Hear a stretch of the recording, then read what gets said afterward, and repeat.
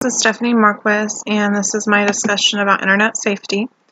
The first question says, using information from the provided resources, why is internet safety so important, and what is your role as an educator in teaching internet safety to your students? Kids have access to internet at a lot younger age now.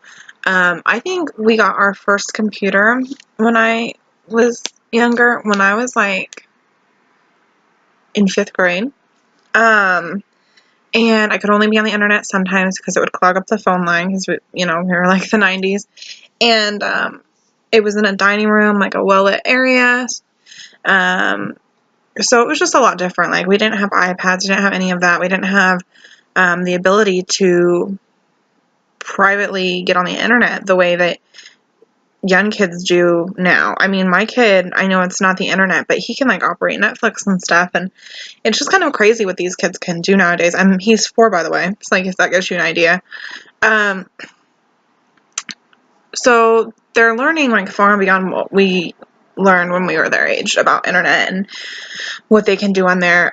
But they don't have a complete understanding of what trouble they could find on the internet. They don't know who's on the other side of that screen. Like, they could think that they were talking to someone and it could become someone completely different. There's a million things that could happen. It's our role as educators to educate them on the precautions that they need to be taking on the internet and why this is so important, what it could lead to. It could lead to some really scary things. And then, just basic etiquette and all that good stuff on the internet as well. Second question, what were your thoughts after exploring the NetSmarts website and completing the Teaching Digital Citizen training program? Do you feel training program is relevant and useful for all educators? I liked NetSmarts. I thought it was really user-friendly, and it seemed like it'd probably be pretty student-friendly too, like for the children.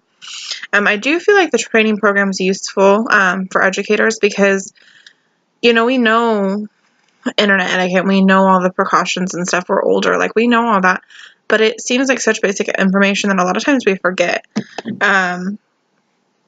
So I thought it was nice to like reinforce basic safety and what we might forget easily because we're so used to just basic norms, on the internet.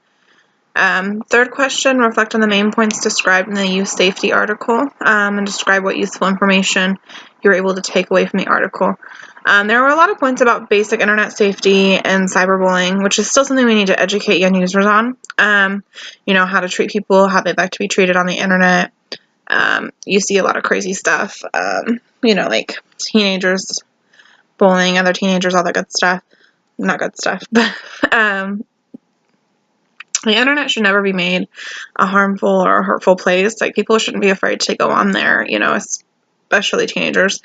But oftentimes it is, and we need to reinforce the proper steps on how to not create an environment like that. So, yep, thank you.